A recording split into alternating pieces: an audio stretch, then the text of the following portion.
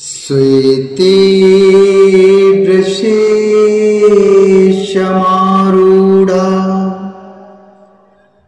श्वेतांबरधरा शुचिः महागौरी शुभम् ददान् महादेव प्रमोदिता महागौरी शुभम् ददान् महादेव प्रमोदिता ददान् महादेव प्रमोदिता। माँ दुर्गा जी की 8वीं शक्ति है जिसका नाम है महागौरी। इनका वर्ण पूर्णतः गौर है। इस गौरता की उपमा शंख, चंद्र और कुंद के फूल से दी गई है। इनकी आयु 8 वर्ष की मानी गई है। अष्टिवर्षा भवेद गौरी, अष्टिवर्षा भवेद गौरी, अर्थात इनकी जो आयु है वो 8 वर्ष मानी गई है। इनके समस्त वस्त्र एवं आभूषण आदि भी श्वेत अर्थात सफेद कलर के हैं। इनकी 4 भुजाएं हैं। इनका वाहन वृषभ है। इनके ऊपर के दाहिने हाथ में अभय मुद्रा और नीचे वाले दाहिने हाथ में त्रिशूल है। ऊपर वाले बाएं हाथ में डमरू और नीचे के बाएं हाथ में बर मुद्रा है। इनकी मुद्रा अत्यंत शांत है, अत्यंत शांत है।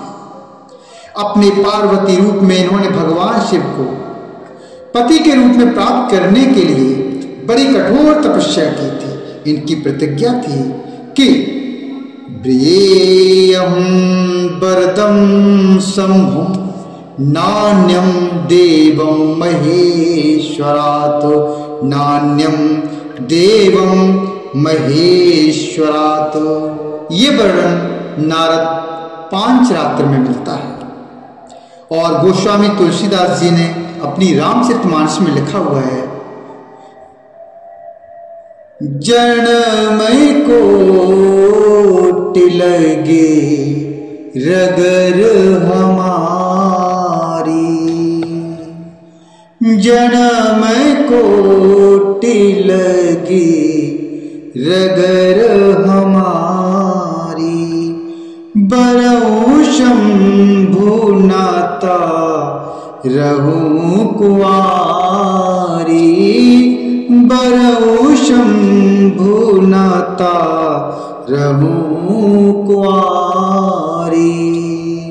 तुलसी बाबा ने अपने रामचरितमानस में लिखा है, इन्होंने भगवान शिव के वरण के लिए कठोर संकल्प लिया था। इस कठोर तपस्या के कारण इनका शरीर एकदम काला पड़ गया। इनकी तपस्या से प्रसन्न और संतुष्ट होकर जब भगवान शिव ने इनके शरीर को गंगा जी के पवित्र जल से मलकर धोया, स्नान कराया, तब वह विद्युत प्रभा के समान अत्यंत कांतिमान गौर हो उठा। तभी से इनका नाम महागौरी पड़ा। बोलिए महागौरी मैया की जय। दुर्गा पूजा के 8वें दिन महागौरी की उपासना का विधान है। इनकी शक्ति अमोघ और श्रद्धा फलदायिनी है।